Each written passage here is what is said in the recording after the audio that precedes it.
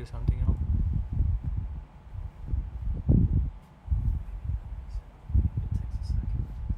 Yeah.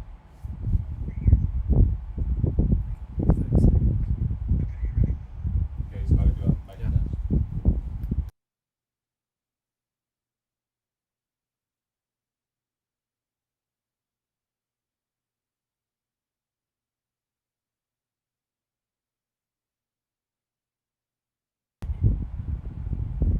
This one needs to be on and muted.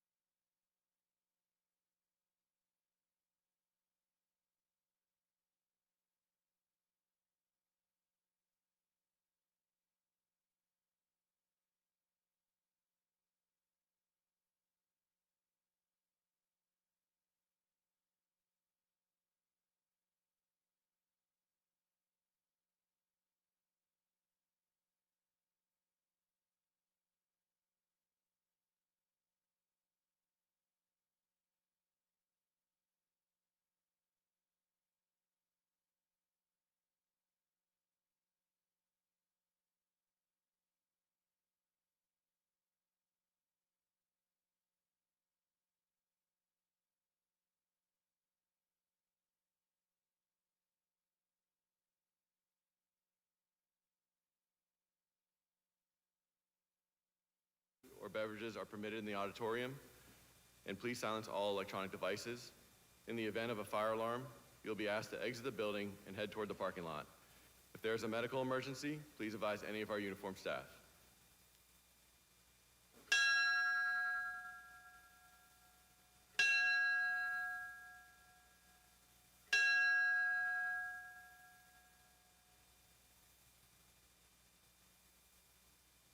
As the Chief Training Officer, I have the privilege of getting to know the recruit schools that pass through our doors.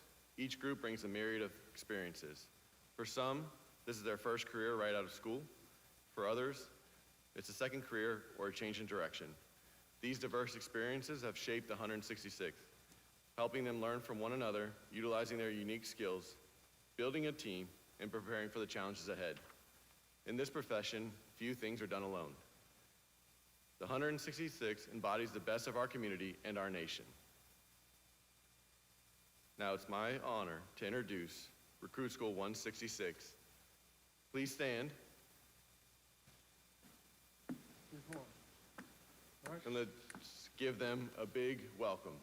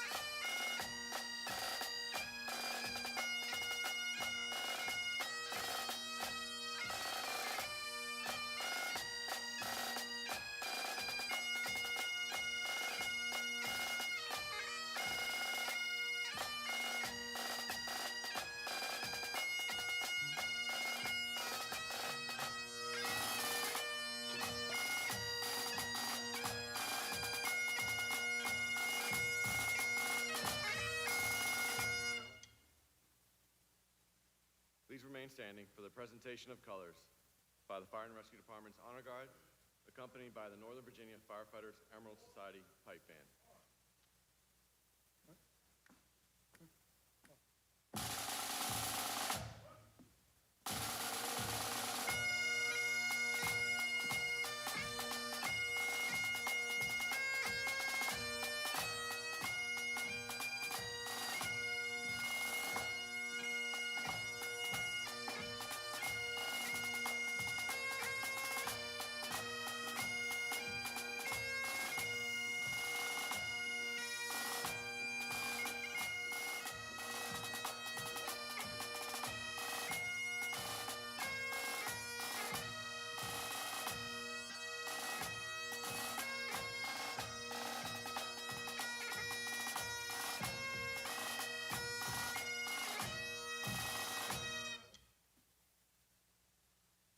Singing the national anthem today is recruit firefighter Kevin Huey. Uniformed personnel will stand at attention and place their right hand upon their hearts upon presentation.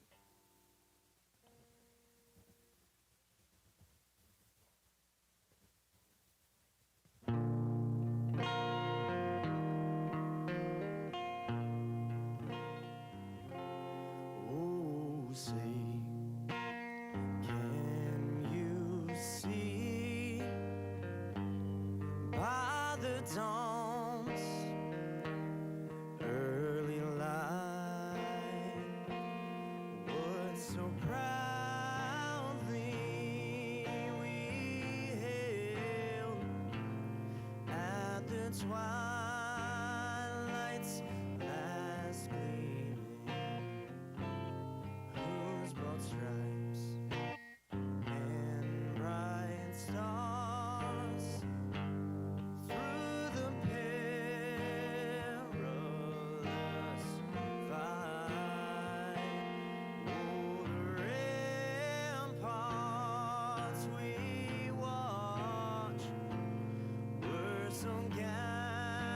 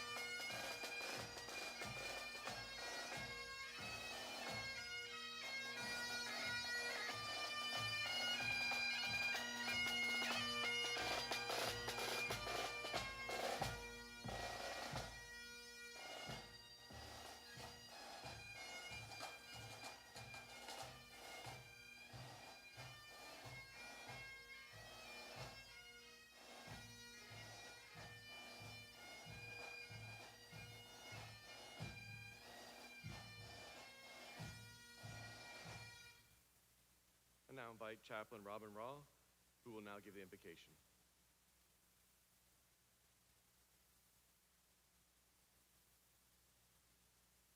Let us pray.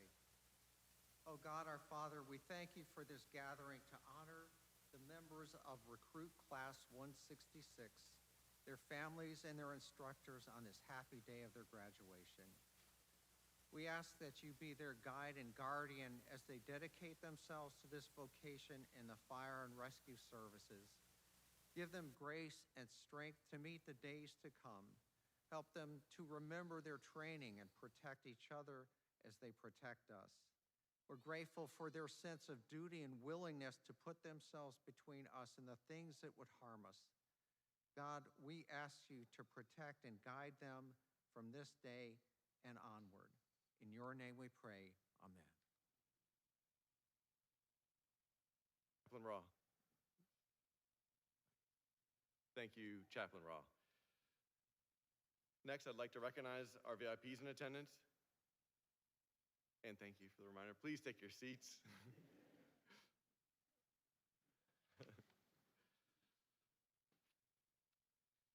Now I would like to recognize our VIPs in attendance. First up, thank you, Fairfax County Board Chairman Jeff McKay.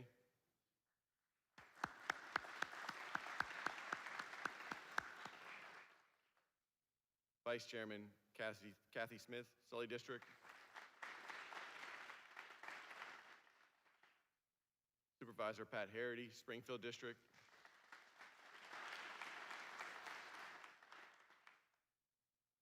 Supervisor Rodney Lusk, Franconia District.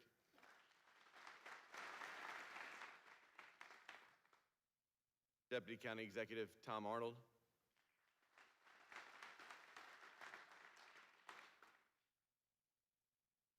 And Supervisor James Bierman, Drainsville District.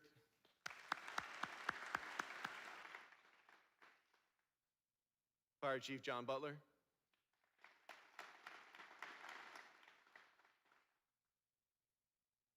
And Local 2068 President Bobby Young.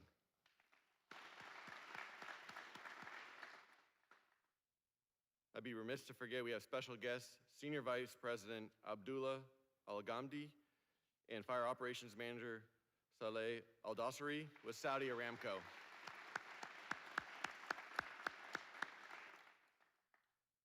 Thank you again for being here. Please join me welcoming Chairman Jeff McKay to address the class.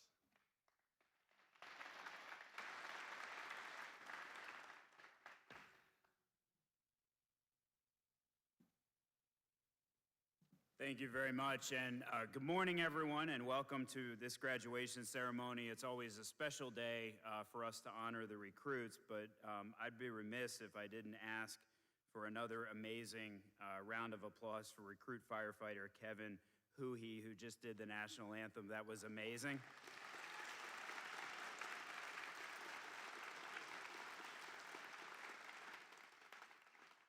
Absolutely amazing, and you have set the bar now for further recruit classes and might get other assignments in the county. That was special, and the chief and I were talking about how much we could see that from the heart too, so amazing. As I stand here today, I stand as a grateful chairman on behalf of the members of the Board of Supervisors who are here, of course, for our recruits. But before I say a word or two about them, I want to also recognize, and I do this every year because it's important to do this. In your program, of course, you have the training division command staff and basic training staff who prepared you for this moment. Let's make sure we give them a round of applause.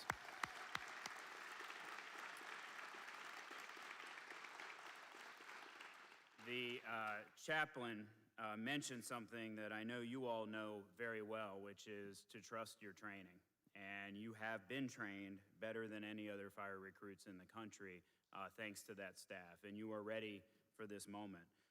When I think about what you do on a day-to-day basis, it's not hard to recognize.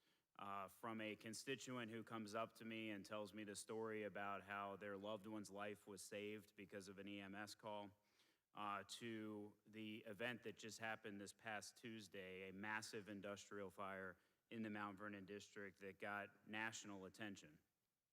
It is not lost on us that every day these type of events, some may make the news, some may garner a thank you, but these are the type of events that every day our professionals in the Fairfax County Fire and Rescue Department and other public safety agencies face on a daily basis. And we know that you have the training necessary to do that work, but we also know that as a county government, it is our obligation to make sure that you are well cared for and taken care of.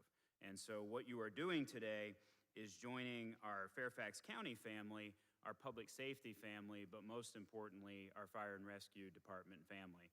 And there are no stronger bonds than the family bonds that exist within our public safety agencies, because the calling that you're taking is unlike any other county position. You are living, literally, in the fire stations, and when you're away from your immediate family, which should always be priority number one for you, priority number two is the family that you work with. And these are not just coworkers. These are people that you will consider family members. And as you complete the necessary tasks to get to this point, I know that each and every one of you are not just friends and coworkers, but you know each other. You know your life story, you know your background, the diversity that you come from that not only reflects Fairfax County's population, but I'm sure has been a learning point for all of you as you get to know each other. And never forget those in this graduating class. And you may disperse out into the county in different stations, work with different people, but you will always remember the people that you graduated today with on this momentous occasion. We have an obligation to make sure that you are taken care of, and not only with the best equipment, the best training, but the best support system for mental health, for physical health, with the work that IAFF does and others, making sure that you're protected as best we can as county government. But we know that all too often you face danger, and those extra protections are necessary for your own success and to make sure that the stability that you have in your job carries on with you in your personal life as well. And to that point, I want to thank the family members, because having somebody enter one of our public safety academies is a great sense of pride, without a doubt. But these recruits wouldn't be here today without the support system that they have at home and the confidence that you have in them to do the job that they are going to do. And they're going to need you in the years ahead to make sure that they can successfully serve our community. And so hats off to the graduates. Today is your day. I hope that when you entered the recruit school, you entered with the notion that you were coming here not just for a job, but you were following a passion, and you were coming here for a career. And the opportunities that exist in this fire department are unlike anywhere else in the country. And your entry point into our fire department, we hope for each and every one of you, turns into a long, successful, and safe career. And so on behalf of the Board of Supervisors, let me congratulate you and your families who are here. We keep you in our thoughts and prayers every day for your continued safety, and will continue to be a partner with you in making sure that you can do and follow your passion, which is the work of the Fairfax County Fire and Rescue Department.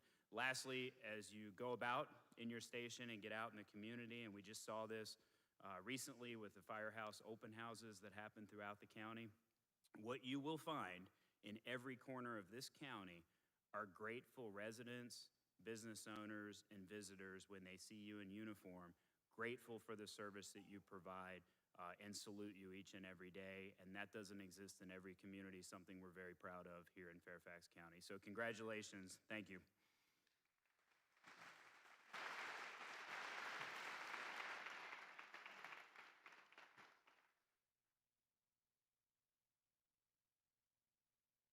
Thank you, Chairman McKay. Over the last 24 weeks, the 166 recruit schools training has been documented by department's assistant producer, Mrs. Angela Ballard. Enjoy.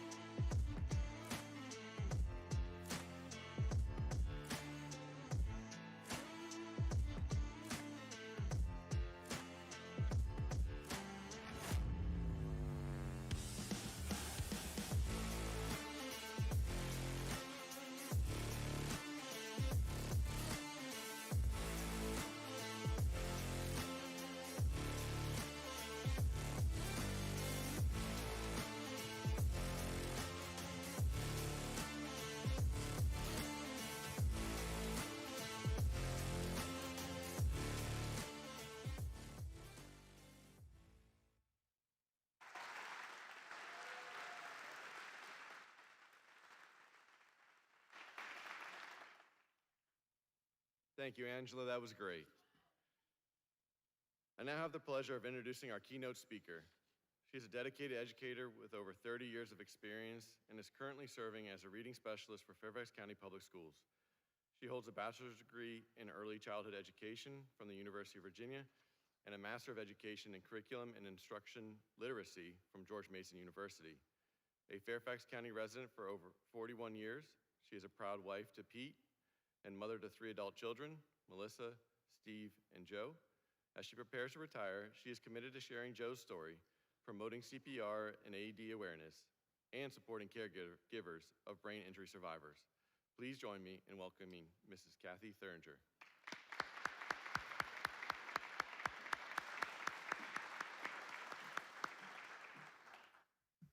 Good morning. All right. That was an amazing video. Just another round of applause for that. It was so great to see you all in action. So good morning to Fairfax County leadership, Fire Chief Butler, Fairfax County Fire and Rescue Department, and to all the senior leadership, the graduates, family, friends. Thank you for allowing me to come and share my family's story. Thank you to Karen Kovac, who's not here today. She reached out to me. She's attending another cardiac arrest survivor reunion, which is just amazing. So I'm here to tell you about my family's experience with Fairfax County Fire and Rescue and how you, saved my son Joe one summer day. And as I reflected on those heroic efforts, I realized it wasn't my first experience with 911. And I can thank my dearly departed father for that. Over the course of his adult life, I think our family phoned 911 at least 3 times, to my knowledge. Once after he fell through the attic floor to the bedroom below. Once after he slipped on our front lawn while watering the grass one evening, garden hose in one hand, Manhattan in the other. And then there was the time I was hosting a baby shower and my dad fell off the roof and onto the deck while cleaning the gutters. He was fine all 3 of those times. And even our Joe took a quick ambulance ride as an infant. His car seat strapped to the gurney. I negligently forgot to strap him into his high chair, and he took a header onto the floor. So I thought I'd give you all a little peek into what you might be seeing tomorrow. But our story, Joe's story, began in the summer of 2022.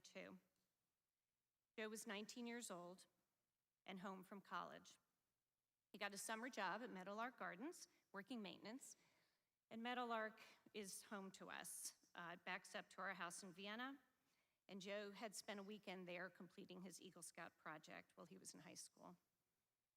So on July 27th, I was driving through Vienna, returning from lunch with my mother, when I received the call from Meadowlark. And it was hard to process. Joe was being taken by ambulance to Reston Hospital, and I was told there was no more information. So I phoned my husband, Pete. I texted our daughter and other son and raced to the hospital. And upon arrival to the ER, there was confusion as to where Joe actually was. His lack of identification placed him as a John Doe, unbeknownst to us, and they couldn't seem to find him. Now I was really scared, and I called back Meadowlark, and I asked if I was in the right place. And then something in my mother's intuition led me to ask, were they doing CPR on him? And the answer was yes. And those were not the words that I wanted to hear, because I knew exactly what that meant. Joe had suffered a sudden cardiac arrest. Over the course of 5 weeks and 3 hospitals, Joe battled broken ribs, pneumonia, intubation twice, a PEG tube, tracheostomy, EEGs, MRIs and CTs of his brain and his heart. He celebrated his 20th birthday while he was still sedated. And we waited for 2 long weeks for him to follow a command and speak. Doctors were guarded. We were hopeful. And finally, after asking for the 1,000th time, Joe, give me a thumbs up. Slowly, his hand peeked out of the hospital blanket, his thumb up, and I burst into tears. We heard from many doctors that Joe had received amazing CPR. Joe was alone when he experienced sudden cardiac arrest. The first responders worked on him the entire way to the hospital. They estimate he could have been down as long as 20 minutes. So the fact that he survived is a testament to the exceptional CPR and AED which were administered. We were thankful to Meadowlark colleagues for not hesitating. The statistics are sobering. 1,000 out-of-hospital cardiac arrests in our country a day. 10% survival rate. And Joe's was about 8% because his cardiac arrest was unwitnessed. We're thankful to Fairfax County Fire and Rescue, specifically Engine and Medic 429 and Tanker 442, because we know their training increased those statistics and kept our son alive. We are also thankful that in 2008, Joe was probably about 6 years old at the time, Fairfax County Fire Department convinced Nova Parks to invest in AEDs on their properties and to train their employees, hoping never to need it. But on July 27th of that year, they did. On October 21st of that year, a few months later, Joe suffered another cardiac arrest in our home. And after months of being level-headed, persevering, oddly staying calm throughout, I fell apart, and I was not prepared. Thankfully, his implanted defibrillator did what it was supposed to do, and he was saved, again. And after another hospital stay, doctors ablated some nasty heartbeats they think may have been the cause of those fatal arrhythmias, and he's had no other incidents since.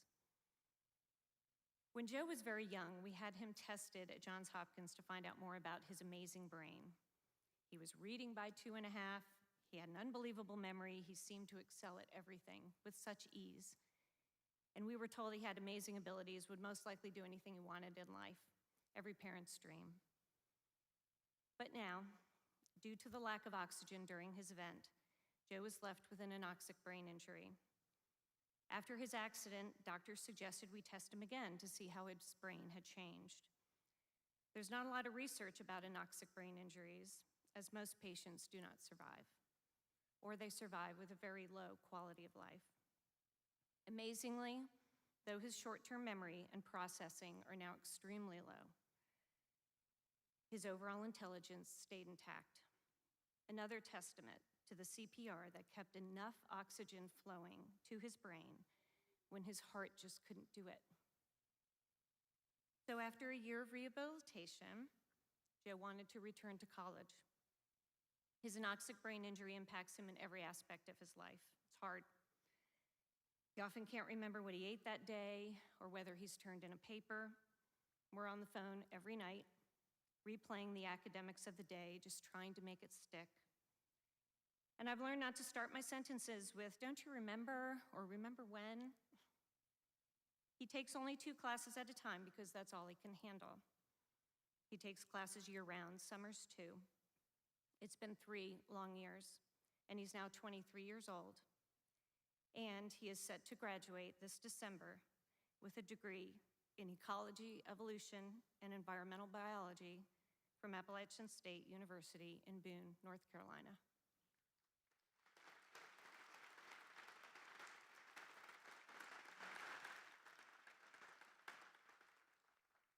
Thank you. As we've walked this journey for the last 3.5 years, we've come to realize how blessed we are and how fortunate Joe was. But it wasn't luck, it was preparedness. It was unimaginable inner strength for his colleagues at Meadowlark and years of training for EMS. I still marvel at the fact that those young workers at Meadowlark had no idea of the courage they would have to summon that day. And now as I stand before you, the graduates, I realize that regardless of the level of training experience you have, you will have to summon that fortitude every day. Just by the nature of your willingness and dedication to serve our community, you will go to work each shift with the knowledge that you may have to face a life or death situation, and not just for the people you are saving, but possibly for yourself as well. And I will tell you, and some in this room know, that not every cardiac arrest survivor looks like Bronny James or Damar Hamlin. Not every victim comes to right away, and not every effort ends in success. Some, like Joe, you will put in an ambulance, wheel them into the ER, and wonder if anything you did made any difference at all. And I'm here to tell you that it did, and it does. And no matter the outcome, your responsibilities often extend to aiding the bystanders or the family members of the patient. As my family surrounded Joe's bed in the ER, I remember vividly the paramedic there also, talking us through what had happened and being available to answer questions. In reflection, I'm reminded of my father again. He took his final ambulance ride 7 years ago, long before Joe's story. He and my mother came to my house for dinner, and by 3 a.m., he had died peacefully beside her in their bed at home. Being a light sleeper and a former nurse, my mother knew instantly and called 911.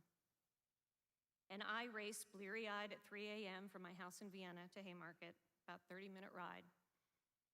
And during that time, someone from EMS was on the line with me, keeping me updated on my 80-year-old mother, as well as my father. And when I arrived at the condo, they were wheeling my dad out to rush him to the hospital about a mile away. But I remember two distinct things. Someone in a very official uniform taking me by the elbow into the condo lobby, calling the elevator for me, reaching in, pressing the third-floor button, something I had done a million times, but in that moment, it was the help I needed. And the second thing I remember is when we arrived at the hospital. They put us in this tiny private room, and as I stared disbelievingly at my family, the priest, my husband, my eyes were drawn to the corner of the room, a paramedic on his knees in front of my mother, holding her hand, softly telling her all they did to try and save my dad. I will never forget it. And little did I know I would be that person 4 years later. Two very different outcomes, but both amazing examples of rigorous training, exceptional service, and limitless compassion. So to the training staff and all who were a part of this journey for this class, thank you. Thank you for your dedication in instructing these extraordinary graduates. You have prepared them well. I know, I've lived it. And to the families, the spouses, siblings, parents, children, supporters all. Your friend and family member has chosen a career of service. I don't need to tell you that. Revel in their successes and comfort them in their adversity. Serving the community by taking 24-hour shifts and working away from family for long stretches at a time requires sacrifice for both of you. Once again, I'm here to tell you both, thank you, and it's worth it. And I'm gonna put a little plug in here for the families. Do you know the best way you can support your loved one? The best way you can make their job easier? Get first aid and CPR certified. When EMS arrive at a cardiac arrest, when your loved one arrives on scene, only about 48% of the time they will find bystanders actively doing anything. The year of Joe's cardiac arrest, Fairfax County responded to 601 cardiac arrests. 102 of those were in a public place. And only about 50% of the time, CPR was done by a bystander. And only 9% was an AED used. Survival can go up to 30% if CPR is used, and it can be as high as 50% with an AED. So please get trained. You can be part of someone's chain of survival. And not to take away from our graduates, but every person in this room is capable of saving a life. It's an amazing opportunity. I will never stop thanking the people who were part of Joe's amazing story. I remember clearly walking into his bedroom at our house about 2 days after the incident, wondering if he would ever walk through that door again, sleep in that bed, wear the clothes in the closet, finish putting together the computer that lay there, parts strewn across the floor. A life interrupted. Doctors and nurses and therapists healed him, But these people, the bystanders, the dispatcher, the first responders, you made it possible for him to come home to us. I wish you all success in this career you've chosen.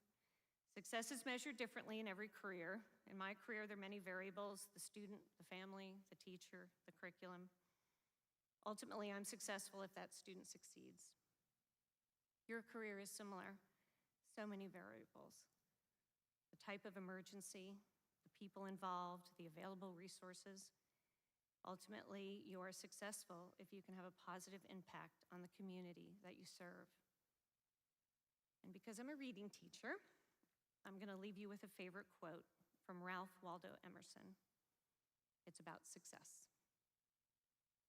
To laugh often and much, to win the respect of intelligent people and the affection of children, to earn the appreciation of honest critics and endure the betrayal of false friends, to appreciate the beauty, to find the best in others, to leave the world a bit better, whether by a healthy child, a garden patch, or a redeemed social condition. To know that even one life has breathed easier because you have lived, this is to have succeeded. Thank you so much, and congratulations.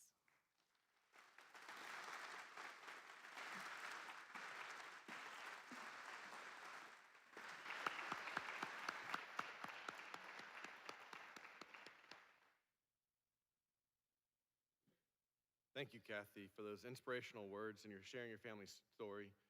We're so grateful to hear about the successes of Joe, and we know that this class is ready to serve. So thank you again.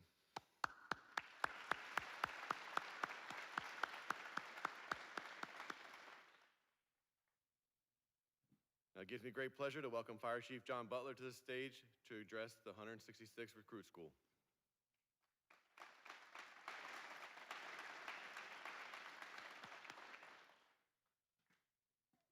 Good morning. So I'm supposed to follow Kathy, the slideshow, the national anthem, of course, our chairman, and I'm up now. So thank you for that honor. It is an honor. It is an honor to be here and see all of you. Welcome, and thank you for being here. Thank you again, Kathy, for telling Joe's story. Our friends from Saudi Arabia, assalamu alaikum. Thanks for being here with us. And the family members of the 166th, our guest of honor. The guest of honor today is the 166th. And it's great to see you all again. It was great to watch you train and spend a lot of time with you. What a diverse group of talented people from all walks of life and so on. When the national anthem was being, the rendition was happening, I mean, I'm a patriot. I'm a bleeding heart patriot, you know? I remember when my kids were young, they asked their mother, what's Dad's favorite color? I still remember this, and she said, his favorite color is red, white, and blue. And she wasn't kidding, because everything I had the American flag, and I was so, you know, enthralled like you were in the national anthem today. Such a great job, and thank you so much for sharing that with us. What's just as important as being a patriot and being very patriotic is family. They go together. They go together in the United States of America. And this week I've been immersed in the need to stay close to family. All right, I have my wife had a medical emergency that required brain surgery 2-3 days ago at Fairfax. She's doing fine. She's recovering. She's still at the hospital and recovering with other family members. They allowed me to break away. They allowed me to break away to come here for a little bit. But what's been interesting all week is this thing we say about family. I can't imagine how many times I've typed those words to the department or said it at podiums and on the microphone. But please, please, don't take it to be just another buzzword, all right? while she was in the operating room, I was in a waiting room with both first family and firefighters. Okay, I've spent the last 3 days in an Inova hospital. Firefighters constantly coming up, bringing coffee, stuff. When I have anxiety moments, I call another family member, Dr. Dan Abstray, and I'd say, hey, Doc, is this normal? Is this not normal? Should I be concerned? Should I not be concerned? And we're a family. I know it's a simple buzz, word, but don't let it ever be, because it is true. It is incredibly true. While I was waiting in that waiting room, I couldn't tell you who was my first family and who was my second family. We're all together, and we're just enjoying each other's time. And a couple hours later, we celebrated when the surgeon came out and said everything went fine. So, I want to stay on that theme. It has been said with every speaker that has come up and spoken, and it's so important to us. Please keep it going. You will build those bonds for the next number of years you're here. Hopefully, you're here for a very long time and make a long career with the fire service in Fairfax County. And our friends in the hospital, on the streets, please keep doing what it takes to make Fairfax County a special place. We are a special place, okay? We're internationally known, okay? The Virginia Task Force 1, also known as USA 1, is well-renowned. This morning I got an email from Queensland, Australia, thanking us for sending USA 1 to a training. Okay, since 1988, 179 deployments around the world, since 1988. Okay, so I mean,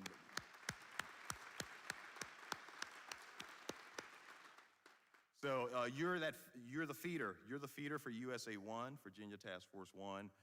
In 2023 in February, when there was the earthquake in Turkey, the 7.8 earthquake, we were there. We have been wherever things have gone bad around the world.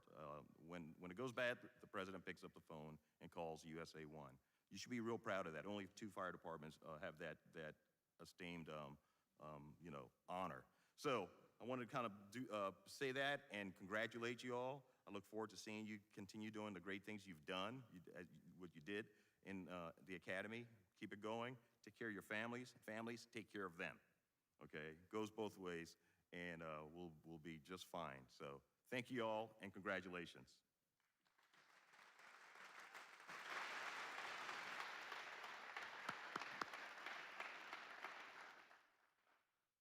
Thank you, Chief Butler. Recruit School 166.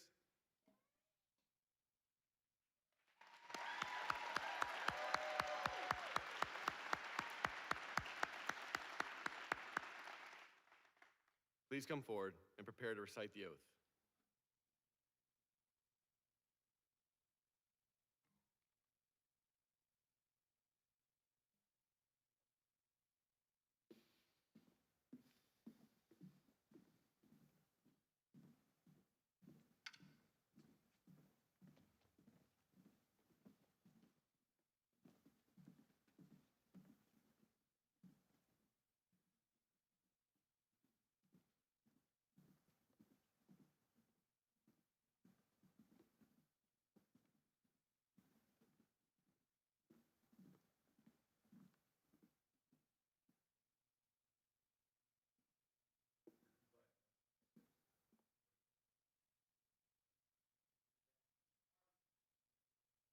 I, Benjamin Evans, Kevin Huey, Richard Keeley, Jacob Washington, Michael Lupick, Emily Nays, Peter Ognano, Kathy Reynolds, Donovan Wright, Nicholas Bevilacqua, Tom Brown, Jay Garcia, Jacob Hale, Connor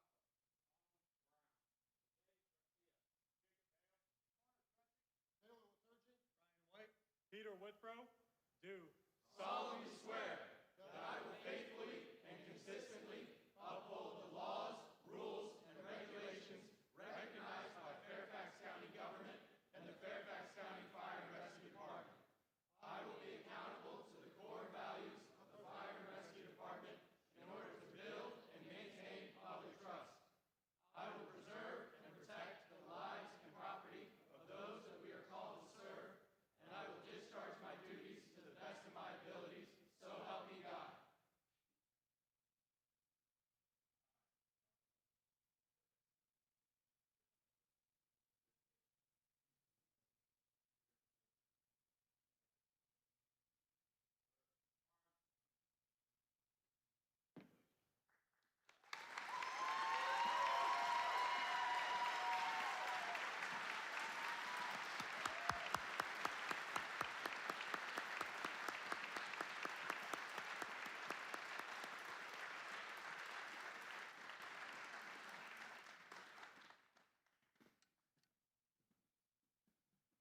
For the last 24 weeks, these recruit firefighters wore red helmets to signify their in-training status.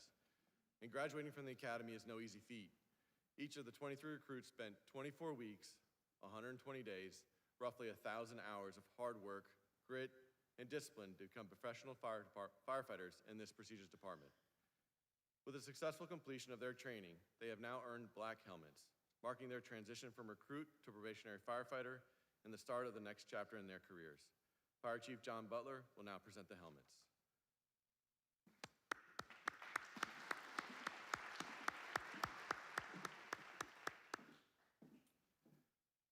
Firefighters assigned to A shift under the supervision of Deputy Chief Scott Skimmerhorn and Deputy Chief Greg Hunter.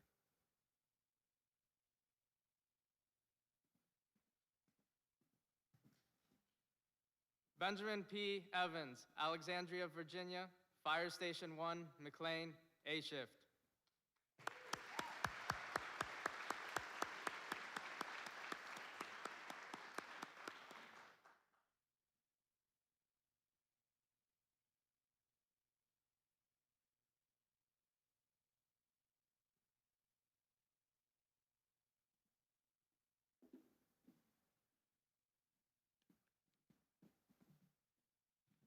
Kevin T. Huey, McLean, Virginia, Fire Station 22, Greater Springfield, A shift.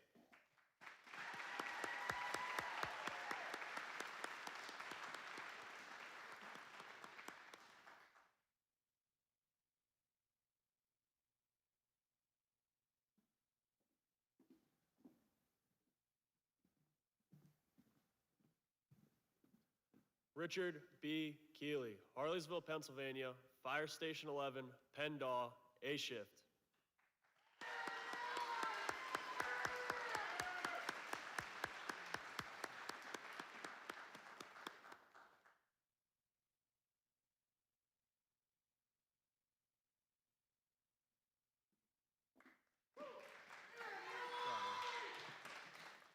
Anna M. Turner, Hamilton, Virginia, Fire Station 40, Fairfax Center, A shift.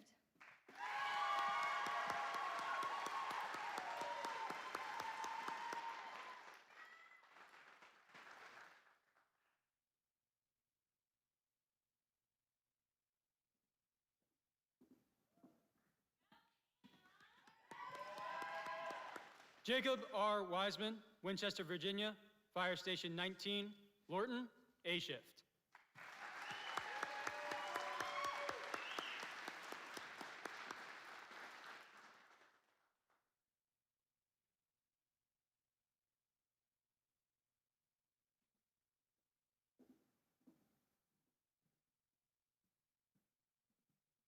Firefighters assigned to B shift under the supervision of Deputy Chief Reginald Waldy and Deputy Chief Bill Betts.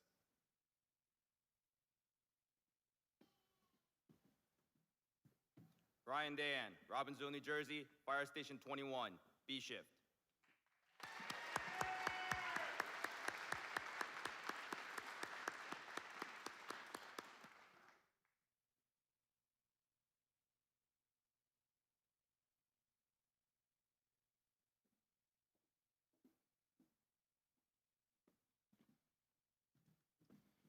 Jacob L. Ebanks, Warrenton, Virginia, Fire Station 17, Centerville, B shift.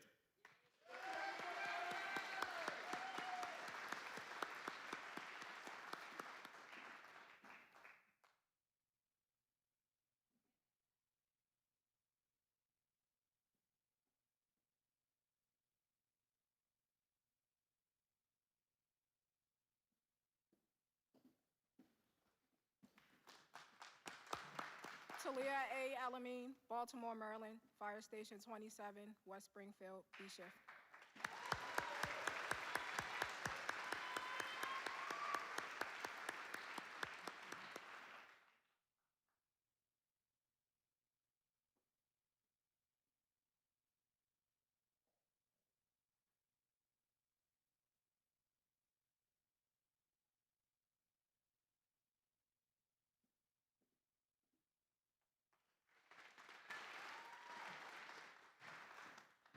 Samantha E. Ely, New York, New York, Fire Station 2, Vienna, B shift.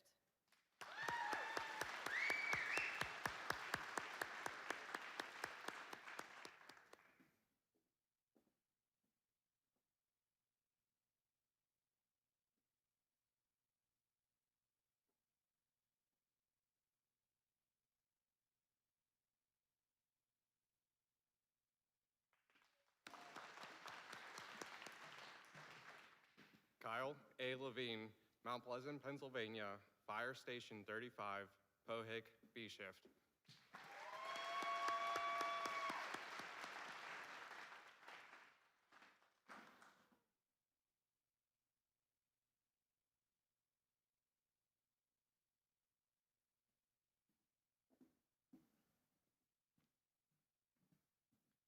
Micah G. Lufick, Siouxland, Maryland, Fire Station 42, Wolf Trap, B Shift.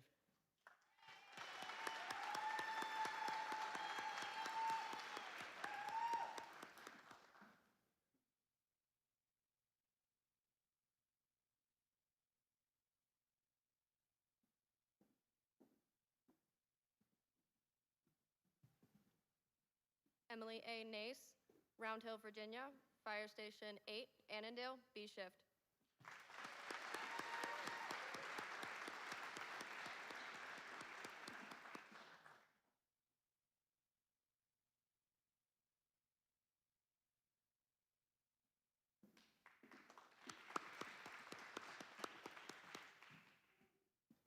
Peter D. Ognyanov, Burke, Virginia, Fire Station 19, Lorton, B Shift.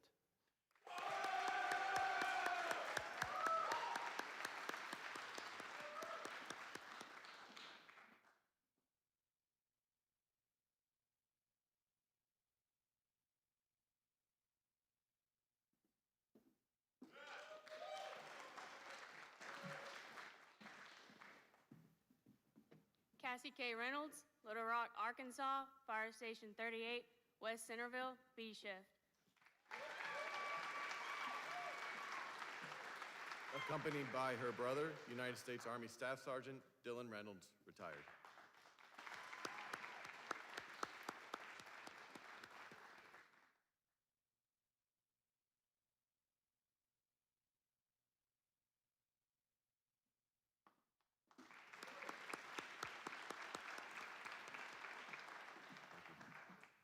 Donovan E. Wright, Upper Marlboro, Maryland, Fire Station 18, Jefferson, B Shift.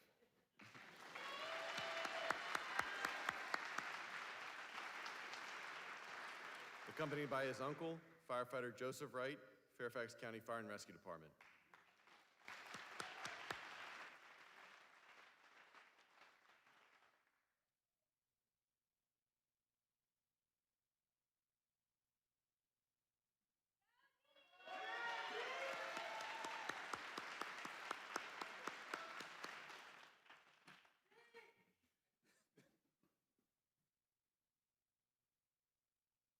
Firefighters assigned to C Shift under the supervision of Deputy Chief Mark Wardowski and Deputy Chief Kenneth Dobbs.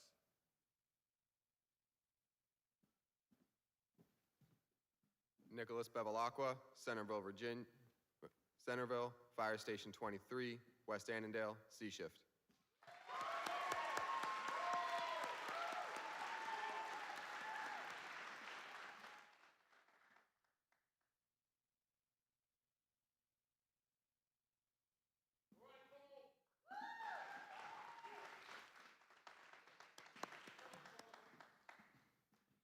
Donald C. Brown, Nashville, Tennessee, Fire Station 32, Fairview, Shift C.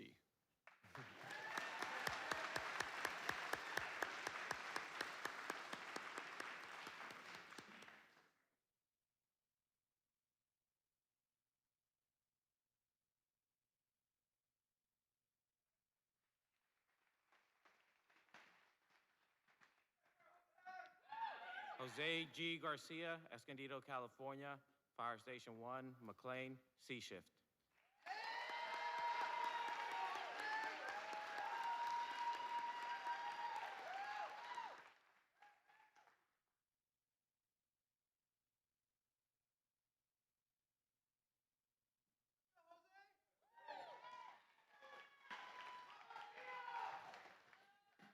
Jacob L. B. Hale, Roanoke, Virginia, Fire Station 31, Fox Mill, C Shift.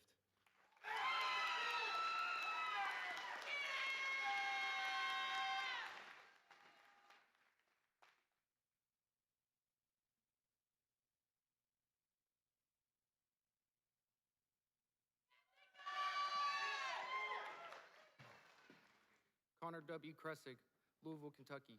Fire Station 11, Pindall, C shift.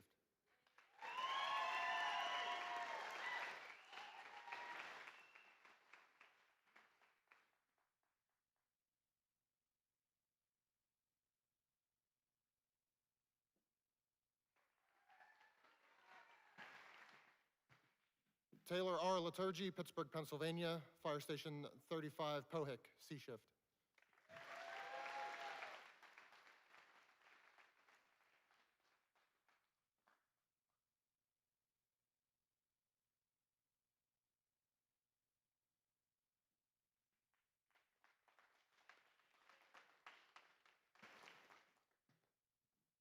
Ryan C. White, Fredericksburg, Virginia, Fire Station 27, West Springfield, C shift.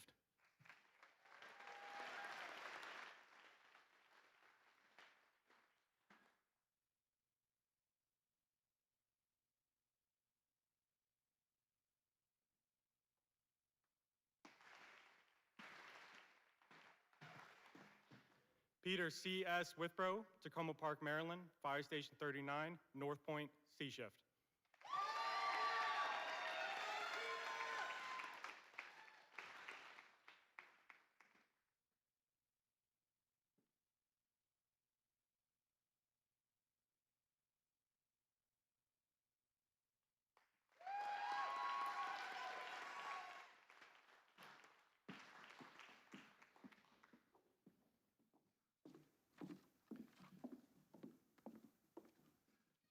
For the past 24 weeks, the basic training section has dedicated countless hours to instructing and mentoring Recruit School 166, preparing them to handle emergency incidents with skill and confidence.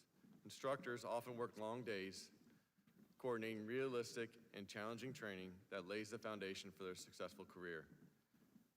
This role demands commitment and dedication, not just from the instructors, but from their families as well. With that service comes the honor of forging the future of our department. Thank you, family, friends, and loved ones who support the basic training section each day. And to the instructors, your consistent hard work, passion, and mentorship are evident in today's graduates. Please join me in thanking the basic training staff for their outstanding commitment.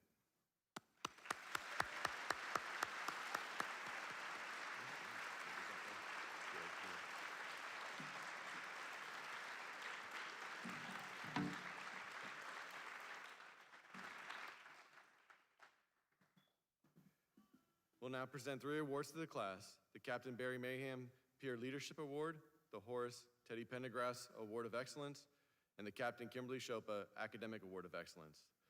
Welcoming Battalion Chief George Robbins to the podium to present the first 2 awards. Prior to the presentation, I'd like to give George a moment to address the 166th and the basic training staff, as this is his last class prior to his retirement after 27.5 years with the department.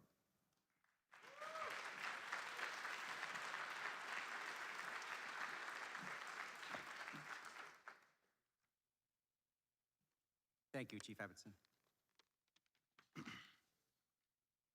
Good morning. County leaders, members of the Fire and Rescue Department, distinguished guests, family and friends, and most importantly, Recruit Class 166. Before I speak to the class, I want to take a moment to recognize the basic training staff standing here today. These men and women are the backbone of recruit training. Their dedication, professionalism, and commitment are unmatched. They are the first to arrive and the last to leave each day, ensuring our recruits are trained, supported, and prepared for this moment. Their hard work has made today possible, and I couldn't be prouder of what they accomplish day in and day out. And now, to Recruit Class 166. This moment is yours. In just a couple of weeks, I will be closing my own chapter in this department. But this morning, I stand before you with gratitude and pride. Grateful to have witnessed your journey and proud of the firefighters and EMS providers you have become. This moment is a celebration of your sacrifice, perseverance, and growth. When you arrived at the Academy 6 months ago, you began a journey that challenged you in every possible way, physically, mentally, and emotionally. You learn to push past limits, to trust one another, and to hold yourselves to a higher standard. I still remember when I heard you sing cadence while marching the academy grounds, and it was a powerful reminder of how far you had come. You were no longer a group of recruits, but a single team, driven by purpose, pride, and the strength that comes from unity. And most recently, your badge run stood as a defining milestone. The moment you earned the right to wear our badge and bring your journey full circle. You put in the work, you made the sacrifices, and so have your families. They stood by you through long nights, early mornings, and every challenge along the way. Please take time today to thank them, because none of us succeeds alone. Now that you've earned your place, I want to leave you with some expectations. First, be lifelong learners. The fire service changes every day. New tactics, new tools, new challenges. Stay curious, stay humble, and keep learning. Second, work as a team. One of our department's core values is teamwork and shared leadership. No one succeeds in this job alone. Your crew will become your second family. Trust them, protect them, and lift them up. Third, time will fly by, so please be present and own it. Every call, every shift, every moment in uniform. Give it your best. You've earned the privilege to serve. Now honor that privilege with integrity and heart. And finally, this one will not only help you at the station, but also at home. The cook never washes the dishes. From this moment forward, the vision, mission, and values of Fairfax County Fire and Rescue Department are yours. 24 hours a day, 365 days a year. And remember this, you are not just working for the Fairfax County Fire and Rescue Department. You are now the Fairfax County Fire and Rescue Department. That FRD patch on your left arm carries trust, history, and honor. You now represent everyone who came before you and everyone who will follow. As I prepare to close my own chapter in just a few short weeks, I can tell you that serving this department has been the greatest honor of my life. Seeing you embrace this calling reminds me that the future of our department is secure in strong, capable, and committed hands. Recruit School 166. Congratulations, be humble, be brave, be proud, because we are the Fairfax County Fire and Rescue Department. And what an honor it is. Thank you.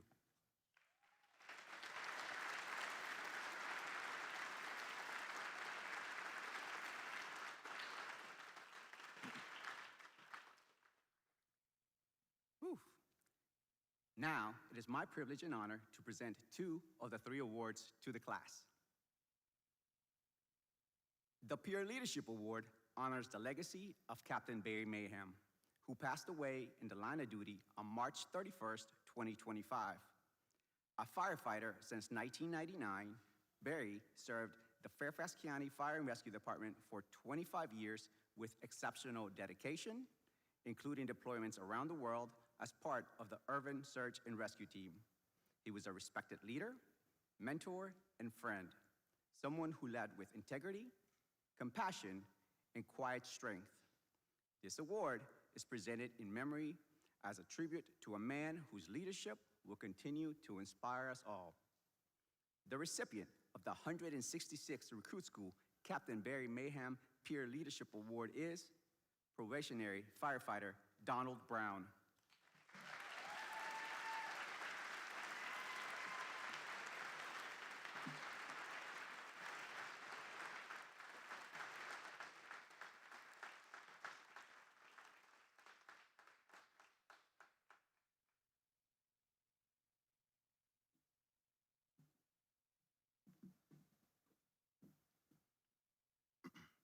The Firefighter Horace Teddy Pendergrass Award of Excellence is in honor of firefighter Teddy Pendergrass, who died in the line of duty on October 22nd, 2011. Teddy was known as a gentle giant who throughout his life dedicated himself to teamwork and helping others. Teddy was a gifted athlete. An undrafted free agent, he signed with the New England Patriots in 1984. Teddy was included into the Elizabeth City State University Hall of Fame in 2009. In addition to being an athlete, Teddy committed himself to service, both as a member of the United States Army and as a member of this department. This award is given to the recruit who exemplifies selfless dedication, tireless work ethic, and commitment to unity and teamwork. This student gave 110% of themselves in every aspect of training. Selected by the basic training staff for their exceptional attitude and drive to assist others. The recipient of the 166 Recruit School Firefighter Horace Teddy Pendergrass Award of Excellence is probationary firefighter Jacob Hale.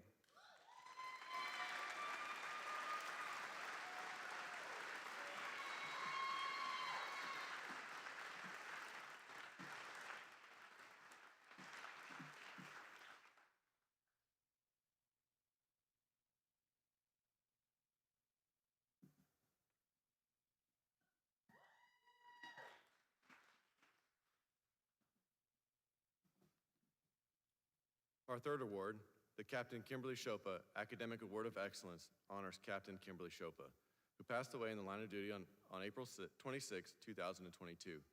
In addition to being valedictorian of 111th Recruit School, Kim was a natural leader and a phenomenal athlete, attending Virginia Tech and George Mason University on lacrosse scholarships.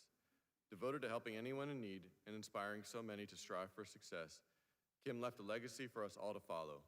The recipient of the 166th Recruit School Captain Kimberly Chopa Academic Award of Excellence is probationary firefighter Ryan Dan.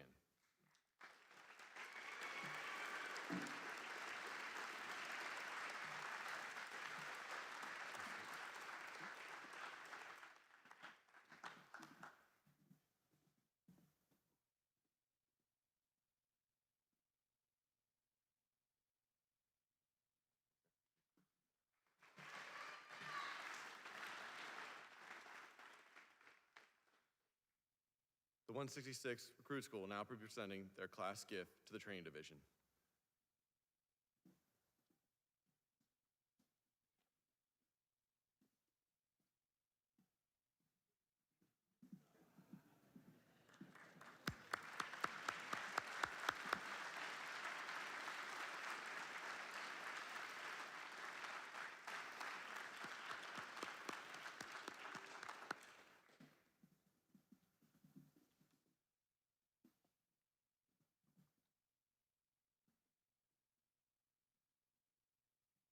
And that concludes today's events.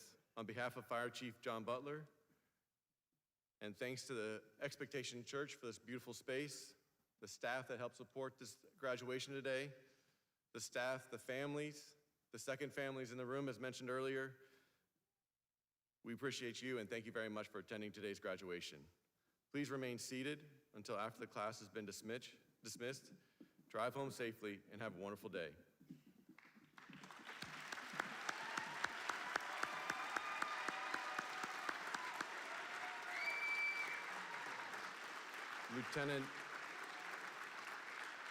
Lieutenant Meckling and Lieutenant Schaff, please come forward and dismiss the class for the final time.